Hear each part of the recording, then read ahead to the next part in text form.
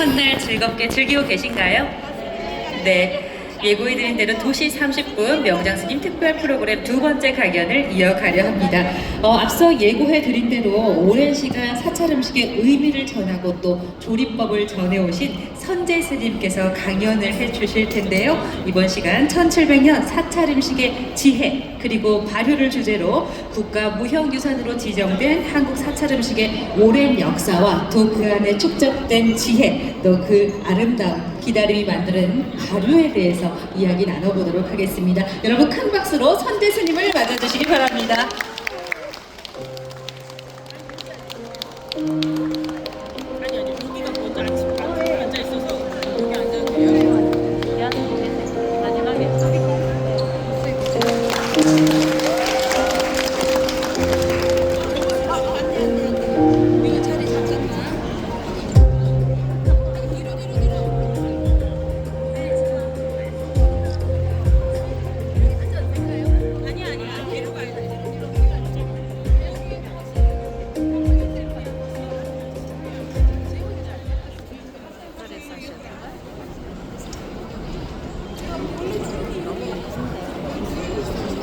반갑습니다.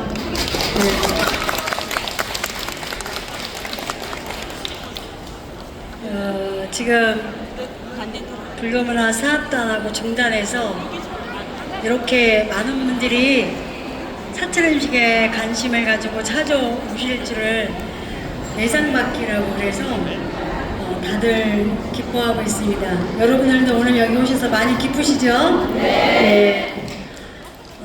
저는 이제 1700년 역사의 사찰 음식의 지혜, 발효에 대해서 오늘 여러분들 같이 이야기를 하려고 합니다. 왜 하필이면 발효였을까? 그것은 제가 사찰 음식을 하게 된 동기하고도 연관이 되어 있습니다. 제가 30년도 더 전에 많이 아플 때 제가 이렇게 음식을 잘 먹으면 흡수를 못할 정도로 많이 아플 때 제가 먹었던 음식이 바로 발효였습니다. 제가 많이 아플 때 저희 어린 스님께서 요만한 단지에 간장, 오래된 간장을 주면서 스님이 간장을 다 먹을 때 되면 다시 나서서 절에 들어올 수 있어 이렇게 하셔서 지금도 제가 그 이사를 많이 다니는데요. 제가 이사를 가면 제 차에다가 그 항아리 속에 장을 항상 먼저 싣고 다닙니다. 예, 그래서 저를 살려준 것이 발효였기 때문에 사찰 음식을 이야기하면서 발효를 연결 안 될 수 없어서 오늘 저희가 보여준 시식도 김치로 했고요.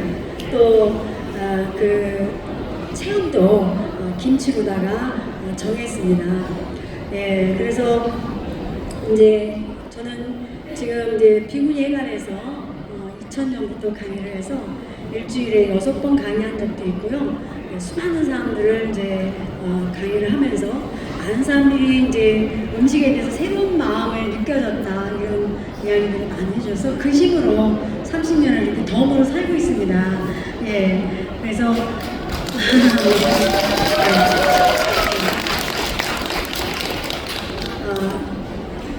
저희 목숨을 살려준 것이 사찰 음식이었고, 물론 부처님이시지만 사찰 음식이었고 30년을 덤으로 산 사찰 음식을 여러분들과 오늘 함께 지혜를 나누고자 합니다. 예, 우리가 절에서 먹는 음식을 뭐라고 하죠? 공양이라고 합니다. 공양은 왜 공양이라고 했을까? 함께 나눈다 소리입니다. 어떻게 나누냐? 일단 음식은 내가 먹죠. 내 몸하고 나누는 겁니다. 근데 그 음식은 어디서부터 왔죠? 자연에서부터 왔습니다. 그 음식 속에 자연의 생명하고 나누는 겁니다. 또 음식은 누가 갖고 있죠? 농부가. 수많은 손길을 통해서 자랐기 때문에 음식은 바로 농부의 정성과 삶을 함께 나누는 겁니다. 예, 그래서 그냥 우리는 단순하게 먹을 것을 식사라고 하는데 먹는 일이 아니고 공양이라는 이름을 붙였습니다. 그 공양이라는 의미는 바로 우리 불교가 해야 될 일 중에 하나이고 또 종류를 초월해서 많은 사람들이 이 공양의 의미에 대해서 함께 우리가 고민을 해봐야 되고 실천해야 되고 이 공양이라는 의미를 알게 된다면 우리가 걱정하는 뭐 지구온난화, 환경 문제, 그리고 나의 삶의 문제, 내 정신적인 문제들이 굉장히 많이 도움이 되는 그런 것을 갖고 있습니다. 그래서 오늘 제가 여러분들한테 이제 보여드릴 것은 당신은 무엇을 먹고 사십니까? 이 제목은요, 부처님이 열반경에 보면은 사람들이 상담회로 부처님 찾아오거든요. 그럼 일단 부처님께서 사람들의 이야기를 다 들으신다, 고민을. 그 다음에 상인해볼 때 질문을 하십니다. 뭐라고 질문하냐면, 당신은 무슨 음식을 어떻게 먹고 살고 있습니까? 제가 한 말이 아니고 부처님이 열반경이라는 경전에 이 말씀을 하셨는데, 프랑스의 유명한 음식 비평가가 그런 말을 했죠. 그대가 무슨 음식을 좋아하는지 나에게 이야기해주면 그대가 어떤 사람인지 내가 다 알아맞힐 수 있다고 했습니다. 어쨌든 부처님께서 이미 3000 전에 이런 말씀을 해놓으셨습니다. 그래서 오늘은 우리가 뭘 먹고 사는가, 난 뭘 먹고 사는가, 내가 먹는 음식이 어떤 음식인가 생각을 해야 되지 않는가 싶습니다. 그래서 이제 좀 아까 이야기했듯이 부처님께서 사람들이 삶의 어려움을 채웠을 때 무엇을 먹고 사냐고 했던 말은 우리 삶 속에 먹는 것이 그만큼 중요하게 연결되어 있기 때문에, 그리고 모든 생명과 연결되어 있기 때문에 그렇습니다. 우리가 행복하려면 뭐가 있어야 되죠? 건강한 몸이 있어야 됩니다. 그 다음에 몸은 건강한데 마음이 불편하면 행복해, 안 행복해요? 안 행복해져. 그래서 우리 건강한 몸과 맑은 영혼은 맑고 건강한 음식이 토대가 되고, 그 맑고 건강한 음식은 모든 음식이 자라있으면 생명들이 건강할 때 좋은 식재를 얻을 수 있고, 그 좋은 식재료를 나를 해주기 때문에 결국은 내가 행복하려면 건강한 몸과 맑은 영혼이 필요하고, 그것은 맑고 건강한 음식이 토대가 되며, 맑고 건강한 음식은 자연계가 맑고 건강할 때 가능하다는 거죠. 거기서는 뭐냐? 모든 자연계의 생명은 나와 같이 공생 공존한다는 것입니다. 그래서 우리가 살고 있는 세계를 우주라고 그러죠. 우주 안에는 두 종의 생명이 살고 있습니다. 유종의 생명, 아픔을 느끼는 생명체, 사람, 동물, 어패류, 모기, 개미 이런 거. 여러분들 모기 잡으려고 그러면 잘 못 잡죠. 개미 잡으려고 그러면 도망가죠. 왜냐면 느낌을 아는 거예요. 그래서 그걸 유종의 생명이라 그러고, 무종의 생명은 느낌이 없어. 앞을 못 느껴. 식물, 바람, 공기, 물, 땅을 이야기합니다. 이 생명을 우리는 뭐라 그러냐? 중생이라고 합니다. 많은 생명이라는 뜻이고요. 그 다음에 자연이라고 하는데, 이 모든 생명이 나와 둘이 아니고 하나라는 거예요. 그래서 유마경에 보면 유마거사가 스님들을 가리키는 교수였어요. 근데 어느 날 아프다고 공포를 합니다. 그러니까 부처님 제자들이, 아니 유마거사는 스님들을 가리키는 교수고 생사를 초월한 경지에 올라갔는데 왜 아프다고 할까? 그러니까 부처님 이유가 있을 것이다. 가서 물어보고 오라 그럽니다. 그래서 서로 안 가려고 그래요. 어떻게 감히 스승한테 가서 물어보냐 그래요. 그래서 이제 뭐 투표를 했는지 뭐 제비뽑기를 했는지 모르지만 문수보살이 당첨이 됐어요. 그래서 문수보살이 대표로 가서 유마거사한테 여쭙니다. 유마거사시오, 당신은 생사를 초월한 도인의 경지에 올라갔는데 왜 아프다고 합니까?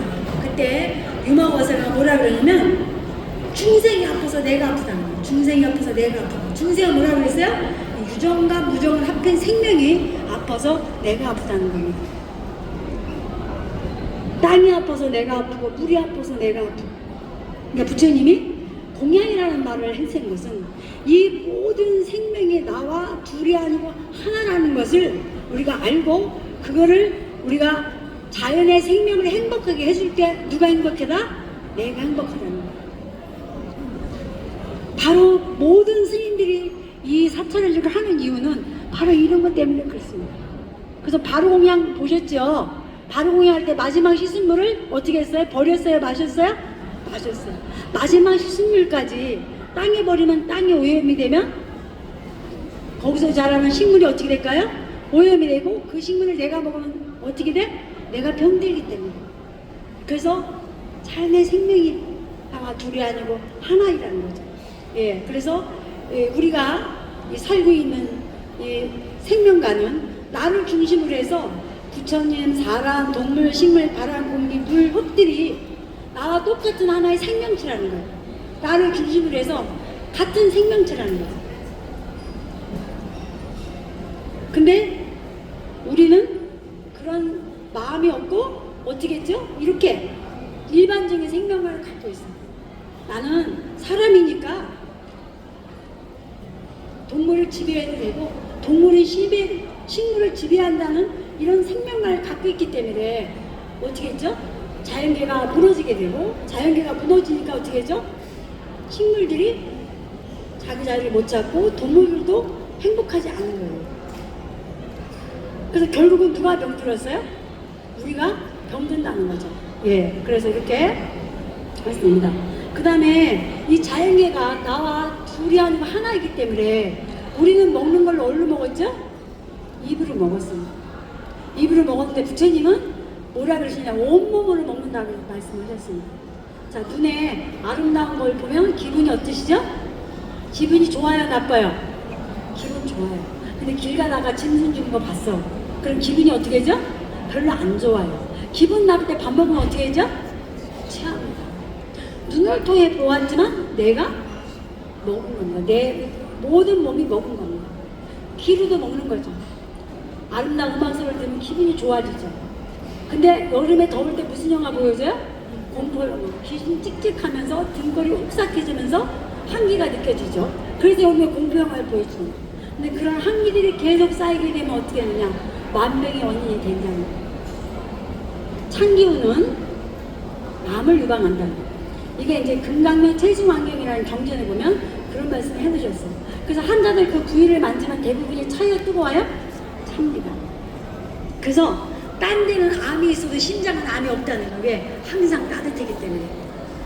심장에 암이 생길 경우가 가끔 있는데 다른 데 암이 침투돼서 한다는 거예요. 그러니까 눈을 통해 보았죠. 귀를 통해 들었지만 내 장기가 먹었어요? 안 먹었어요? 먹은 겁니다. 그래서 우리가 음식을 하는 사람은 의사와 같다고 그랬습니다. 그래서 내 몸이 따뜻하냐, 냉하냐, 건조하냐, 또 습기가 많으냐에 따라서 음식을 잘 할 수 있어야 된다는 거예요. 경전 속에는 부처님이 뭐라 그랬냐, 음식을 만든 사람은 의사와 같다고 했습니다. 의사라고 말씀하셨습니다. 이걸 잘 맞춰서 해야 된다는 거예요. 그래서 음식을 만들 때는 3덕을 갖추고 유의를 조화롭게 해야 됩니다. 그래서 3덕은 청정, 유연, 여목을 이야기하는데 청정하다는 것은 깨끗하다는 뜻입니다. 근데 깨끗이 씻어서 깨끗한 게 아니라 어떻게 자라느냐, 어떻게 키우느냐, 그 음식을 어떻게 키우냐고 물으시는 거예요. 우리가 배추 하나 속에는요, 땅의 기운도 있고 물의 기운도 있고 또 햇빛의 기운도 있고 바람의 기운도 있습니다. 배추 하나가 그냥 배추가 아니에요. 제가 아이들한테 할 때 하는 이야기가 얼마짜리라고 이야기하면 안 된다. 그 배추 속에 땅의 기운도 있고 물의 기운도 햇빛의 기운도 있기 때문에 또 농부의 수많은 손길이 거쳐왔기 때문에 우리는 그 속에서 자연의 생명과 교감을 하는 겁니다. 그래서 제가 음식을 하는 사람한테 항상 하는 이야기 뭐냐면 겸손해야 돼요.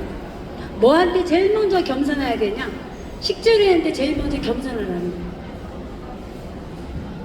왜 그러냐면 우리가 햇빛 계속 보면 피부암 걸린다고 선크림 바르고 모자 쓰고 다니잖아요. 근데 걔가 내 대신 햇빛을 받아줬어. 땅에 미네랄이 가장 많지만 우리가 흙을 집어먹을 수는 없잖아요. 당근이나 무가 배추들이 땅의 기운을 우리 대신 먹어주는 거예요. 그래서 가장 겸손해야 되는 것이 식재료에 감사를 해야 된다는 거예요. 그 다음에 음식을 만들 때는 이 식재료에 감사를 하고 이 식재료를 하나의 생명으로 생각을 해야 된다는 거예요. 얘가 좋아하는 게 뭘까? 나빠하는 게 뭘까? 부족한 게 뭘까? 제가 그냥 배추 이야기가 나왔으니까 지혜의 발효의 지혜를 말씀드리면 배추는 냉한 에너지를 갖고 있습니다. 배추는 크지요? 이파리가 큽니다. 냉한 에너지를 갖고 있기 때문에 배추를 먹으면 몸에 열을 싹 빼줘. 그래서 열나는 것을 해주기 때문에 배추를 먹으면 마음이 가라앉는다고 하죠. 또 배추는 물을 좋아해서 물기가 많아요. 그리고 비타민 C도 많고 비타민 D도 많아요. 그 다음에 몸에 들어가서 물기가 많으니까 순환을 잘 시켜줘요. 근데 배추가 가지고 있는 단점이 뭐라 그랬어요? 냉한 거예요. 냉한 것이 장점도 되고 단점도 되는 거예요. 그러니까 이 배추가 냉하기 때문에 이 냉한 것을 보충해 주기 위해서 따뜻한 물을 넣어야 되는 겁니다. 아까도 이야기했습니다. 이 식재료를 보고 좋아하는 게 뭘까, 싫어하는 게 뭘까 이렇게 살펴야 됩니다. 그래서 따뜻한 물도 넣고 따뜻한 고춧가루도 집어넣고 생강을 집어넣는 거예요. 부족한 걸 채우기 위해서 어떻게 되냐? 바람에 흔들리는 찹쌀도 집어넣고 물속에는 다시마도 집어넣고 청각도 집어넣고 하늘에 달린 가을도 집어넣고 또 세월의 지혜가 필요해요. 그래서 일반 사람들은 젓갈을 넣지만 저희는 젓갈을 안 넣는 대신 간장이나 된장을 넣습니다. 그래서 이 배추가 그냥 하나의 생명체인데 이 배추를 온전한 생명을 만들기 위해서 땅속에 있는 무도 넣고 생강도 넣고 또 고추도 넣고 또 바람에 흔들리는 찹쌀도 집어넣고 물속에 있는 거 하늘에 달린 거 세월까지 더해서 이 배추가 요리라는 과정을 통해서 수행을 하는 거예요. 절여지기도 하고 다져지기도 하고 이렇게 하면서 그래서 이 배추가 김치라는 수행을 통해서 요리라는 수행을 통해서 김치가 이루어진 것은 배추가 온전하게 이제 자기 생명을 이룬 것이고 그 온전한 생명을 이룬 김치를 내가 먹을 때 나의 생명이 온전해지는 거예요. 요리라는 직업은 굉장히 힘든 직업입니다. 오늘도 뭐 어제 그저께 막 우리 스님들 막 다 와서 애쓰고 저도 어제 밤에 늦게까지 하루직을 하고 오늘 새벽까지 양평에서 오고 막 그랬거든요. 사실은 뭐 앞에 요리하시는 분들 계시지만 굉장히 힘든 직업입니다. 그럼에도 불구하고 해야 되는 것입니다. 왜? 나는 내 생명이에요. 그죠? 불교는 지수화풍으로 이루어졌다 그럽니다. 근데 아까 이야기한 배추는 내 생명, 남의 생명? 남의 생명이에요. 그 남의 생명을 어떻게 음식을 만들어서 먹을 사람이 해줄 것입니다. 예를 들어 제가 외국에 갔어요. 독일, 프랑스 가요. 저는 뭐 프랑스에 모르잖아요. 그죠? 그럼 나는 한국말을 해. 그럼 이 사람들 한국말 못 알아듣잖아. 그럼 누가 있어야 돼? 통역이 있어야 돼. 음식을 만든 사람 통역기사 같은 거. 그래서 어떻게 하면 이걸 잘 조화롭게 먹을 사람을 생각해서 이 음식을 할 것이며 이 식재료는 어디서부터 왔느냐, 어디서부터 어떻게 만들어졌느냐. 그래서 우리 오관계에는 이 음식이 어디서부터 왔는가를 먼저 생각을 해야 됩니다. 그 다음에 이걸 어떻게 조화롭게 음식을 해서 먹을 사람이 해줄 것입니다. 요즘에 이제 음식을 만드는 젊은 사람들서부터 비구니에 관해서 요리 배운 사람들이 어디 가면 곳곳에 만나요. 그러면 저를 만나면서 음식에 대한 생각이 바뀌었다. 옛날에 그냥 어떻게 하면 맛있게 먹을까 막 이렇게 했다는 거예요. 지금은 이제 식재료도 생각을 한다. 그리고 음식은 문화가 있잖아요. 문화가. 궁중 음식의 최고이신 한봉희 선생님도 오셨는데 우리 또 막 음식의 대가인 뭐 조희숙 교수님, 역사적으로 한 정혜희 교수님, 뭐 실천하고 스님도 오셨는데 이 음식은 문화와 함께하는 것입니다. 기술은 금방 익힐 수 있어요. 그죠? 문화를 쉽게 익혀지는 게 아니에요. 저는 항상 하는 얘기 속에 항상 문화를 얹지 않으면 안 된다. 우리 한식 직원들도 와서 있어요. 우리 한식은 1700, 5000년의 역사를 갖고 있습니다. 우리나라가 옆으로 긴 게 아니라 길이는 길어. 이북서부터 전라도, 제주도까지 다양한 식재료가 있어요. 70% 일반을 갖고 있어요. 그러니까 앞산과 뒷산에 산나물의 맛이 틀리고 나오는 시기가 틀려요. 그거를 어떻게 조화롭게 먹을 수 있냐.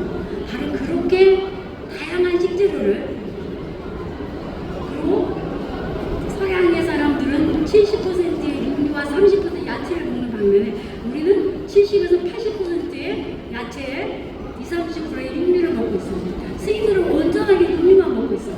아니 채식만 먹고 있어요. 그래야 묻지. 한 번씩 정신 번쩍 들었지. 그래서 어떻게 하면 채식을 균형 있게 잘 먹고 조화롭게 먹을 수 있을까? 그것이 발달된 것이 한식이고 그 중에서도 스님들이 또 그 한식을 어떻게 잘 먹을 수 있을까가 발달되어 있는 겁니다. 그래서 그 음식을 다양한 음식을 우리가 쉽게 먹을 수 있는 것이 바로 발효에 있는 거예요. 그래서 스님들이 음식을 할 때는 장 잘 담그고 김치 잘 담그고 엿 잘 구고 식초 잘 담그고 장독대를 지키는 일은 우리 수행을 지키는 일이거든요. 그래서 수행을 할 때 뭐라 그러냐면 저기는 된장 간장과 김치같이 그렇게 해야 된다. 장도 숙성이 잘 돼야지 세상 밖에 나와야 사람들이 이렇게 해주는데 돌린 거 먹으면 안 되잖아요. 또 김치도 마찬가지야. 삭지 않으면 김치가 왜 맛이 없잖아요. 그죠? 그래서 숙성이 어느 정도 돼야 된다는 거예요. 그래서 스님들이 수행을 할 때 뭐라 하냐면 내가 수행을 많이 잘한 다음에 세상 밖에 나와서 사람들이 교화하고 포교를 해야지 내가 수행도 덜 됐는데 밖에 나와서 잘못 가르칠 수도 있다는 거죠. 그러니까 어른들이 상자 하나에 지옥이 열줄이라 하면서 가르치는 거예요. 잘해서 본인도 수행을 하면서 항상 긍지를 갖고 기쁨이 느껴야 되지만 남한테도 이롭게 하고 수행자, 그래야 수행자니까. 음식도 마찬가지입니다. 그래서 우리가 이 식재료에다가 그 발효를 잘 시킨 걸 집어넣어서 할 때 한다는 거예요. 그래서 유행이 굉장히 오래전에 저도 큰 스님한테 들은 말씀이에요. 큰 스님한테. 한국이 세계에서 1위가 된다, 유네스코에서. 왜 1위가 되냐면 지구가 계속 오염되면 제일 먼저 노출되는 게 짐승이라는 거예요. 이미 짐승 왔잖아요, 그죠? 그 다음에 뭐가 오염이 되느냐? 땅이 오염된다는 거예요. 땅이 오염되면 뭐가 오염돼요? 거기서는 식물이 오염된다. 그 식물을 서양 사람들은 날로 먹고 볶아 먹고 피클이라는 걸 담가 먹고. 우리도 요즘 젊은 사람들은 피클 엄청 좋아하잖아, 식초 먹고. 근데 우리 김치 담글 때 식초를 넣어요, 안 넣어요? 안 넣잖아요. 발효하는 과정에서 얘가 산으로 변하면서 거기에 가지고 있는 억센 거, 강한 거, 또 약은 독하고 동하는데 그 독을 다 중화해서 잘 먹게 해준다는 거예요. 그 다음에 그 식재료를 발효된 간장, 된장, 고창에 묻혀 넣음으로써 그 약초가 가지고 있는 것을 중화시켜 먹을 수 있다는 거예요. 냉한 것은 고창에 묻히고 또 열이 많은 건 된장에 묻히고 간장에다 고춧가루 넣으면 더운 음식이 되고 이렇게 조화롭게 먹는 것이 발달됐다는 거예요. 다시 9년 뒤에 한국 끝났다 나오니 아파트 단은 너무 들어서 있고 장독대는 없어지고 한식당은 별로 없고 너무나 해외 음식이 너무 많으면서 어쩌다 한식당에 가봐도 무슨 표 간장 된장 갖고 요리해줘서 끝났다는 이야기를 했다는 거예요. 지금 이제 뭐 스님들이 굉장히 오래 사세요. 그래서 지금도 산에 가면 얼마 전에 107살 먹은 도스님이 또 돌아가셨어요. 40년까지 정정하면서 하시고 스님들이 다른 사람보다 굉장히 오래 사는 이유가 바로 장독대의 장을 지키면서 그런 음식을 드시기 때문에 그래요. 저도 이제 많이 아팠지만 40살에 아파서 이제 30년이 됐습니다. 올해 70이에요. 예. 그리고 동의보감을 허준 선생님이 임금님 주치의가 되면서 임금님을 어떻게 하면 오래 살게 해드릴까 고민을 했다는 거예요. 그래서 막 오래 사는 사람을 찾아다녀. 그랬더니 스님들이 제일 오래 살아. 그래서 스님들한테 가서 건강의 비결을 물었어. 어디를 가냐면 오늘 그 스님 오셨던데 문경에 대승사라는 절에를 갔다는 거예요. 거기는 장독대도 항아리도 옛날에 구워서 하고 또 가루도 만들고 장을 담아서 드셨다는 거예요. 거기 가서 어떻게 하면 임금님 오래 살 수 있게 해드리냐고 그랬더니 이제 스님들이 가르쳐 줍니다. 아침에 일어나면 합장을 먼저 하십시오. 양치하고 합장을 하고 108배를 해요. 108배를 어떻게 하죠? 우리 몸이 다 구부러져. 구부러지면서 호흡이 저절로 되면서 몸 안에 탁기가 바깥으로 나갑니다. 절하고 난 다음에 손을 어떻게 하죠? 뒤집어 어디까지 올려라? 귀에까지 들리라고. 그럼 사람들이 하나님이 부처님이 뭐 달라고 구걸한다는데 그게 아니고 손바닥을 절하면서 올리면 이 손바닥이 이렇게 갖고 안 되고 어떻게 해야 돼? 쫙 펴야 돼. 쫙 펴는 순간에 바깥에 공기를 통해서 여기 안에 있는 용천에 있는 동이가 바깥으로 나간다는 거예요. 그래서 절을 해라. 그 다음에 이제 소리 수행을 하나 가르쳐주고 연부를 해라 그래요. 소리 수행. 그래서 아까 왜 우리가 공포 영화 보면 몸이 냉해진다고 그랬잖아요. 예, 냉해진다고. 그래서 스님들이 이제 연구라는 게 뭐냐면 온몸의 길을 열어주는 겁니다. 짧은 거는 진원, 긴 거는 다람이라고 하는데 여러분 물은 나고 알고 있다는 그 책 혹시 보신 분 계세요? 물에다가 막 좋은 말 이야기해주면 물이 아름답게 변해져. 근데 막 욕을 하면 악마같이 변해요. 우리가 일지준자라고 하는데 그래서 이제 소리 수행을 가르쳐줘요. 연구를 하라고 이렇게 이야기를 해줍니다. 나중에 이제 음식을 뭐 먹냐고 그래요. 그리고 이제 아침마다 일어나면 여기 단전에 힘을 모으고 내용을 그래요. 불교는 뺄셈이 존재다. 음식에서도 좋아하는 거, 맛있는 거 다 빼듯이 욕심을 내려놔야 돼요. 얼마나 머리가 아프겠어요, 이거는. 내려놔가 죽으면 아무 소용이 없더라고요. 저는 요새 어떻게 하느냐면 너무 코로나 주사 맞고 제가 너무 힘들어갖고 몸이 많이 빠졌어요. 요즘에는 누가 무슨 얘기하면 내가 지금 그거 할 수 있을까? 이거 일을 해야 될까? 이러면 첫 번째는 내 몸이 건강한 걸 먼저 이야기합니다. 이건 안 되겠다. 그럴 때는 무조건 거절을 합니다. 왜? 내 몸이 무서우냐. 그래서 이제 임금한테 단전에 힘을 보고 내려오라는 이야기를 합니다. 그러니까 이 음식을 뭐 먹냐고 물어봐. 못 가르쳐 준다고 해요. 80. 그러니까 딴 사람들은 평균 나이 그때 스님들이 80에 살다는 거예요. 임금이 많이 못 사시고 이렇게 하실 때 일반 사람들 짧게 살았잖아요. 그래서 이제 못 가르쳐 준다고 그러는 거예요. 왜? 옛날에 좋은 건 다 어디다 진상했어요? 임금님한테. 우리 뭐 먹고 사냐 그래서 절대 진상하지 않는다 그래서 이제 가르쳐 줍니다. 80세 건강의 비결을. 여러분 가르쳐 드릴까요? 대답이 적어서 못 가르쳐 드려요. 밖에 가서 장독대를 가르치면서 저기 있는 장을 3일에 한 번씩만 먹여도 평균 나이 80세까지 살 수 있습니다. 그래서 그때부터 장을 담그기 시작을 하는데 장을 안 갖다 주는 대신 절매주라는 게 나와요. 절에도 매주가 많은데 구에까지는 너무 많아. 점점 커지는 거야. 그래서 뭐라고 나오냐면 매주를 띄울 때 중간에 뭐를 붙여? 지푸라기로. 근데 얘가 너무 크니까 얘가 썩는 거야. 그래서 뭐 하냐면 지푸라기 넣고 솔가지를 넣고 지푸라기 넣고 매주를 넣어서 띄우니까 솔가지 향균서부터 침묵을 해줘서 그때부터 매주가 커져도 솔가지를 통해서 했다 이렇게 나옵니다. 예, 그래서 우리는 이제 발효라는 걸 통해서 스님들의 건강을 지켰고 또 앞으로도 우리나라 이제 장애 유네스코에 올라갔잖아요. 그 유네스코에 올라가기 전서부터 여기 앞에 있는 교수님하고 이거 우리 유네스코에 올라가야 된다고 10년 전부터 해가지고 제가 한식 지원에 있을 때부터 계속해서 성공을 했죠. 이번에 어쨌든 또 사천지가 또 무형문화가 됐지만 앞으로 사실 유네스코에까지 우리가 할 수 있도록 노력을 해야 됩니다. 그래서 어쨌든 이 발효라는 음식은 김치나 이런 것들은 제가 아까 저쪽에서 강의하면서 이야기했습니다. 우리가 육류나 밥이나 쌀은 자기 스스로 소화하기가 힘들어요. 그래서 걔는 플러스 100이에요. 이 플러스 100을 마이너스를 시켜서 완전 연소를 시켜서 할 때 우리가 굉장히 건강해지는데 그 마이너스를 시켜줄 수 있는 게 뭐냐면 바로 발효입니다. 김치, 장 이렇게 합니다. 제가 많이 아플 때 눈이 안 보여갖고 눈이 좋은데 굉장히 힘들었어요. 그럴 때 의사가 저보고 당근 주스를 먹으라는 건 눈에 좋다고.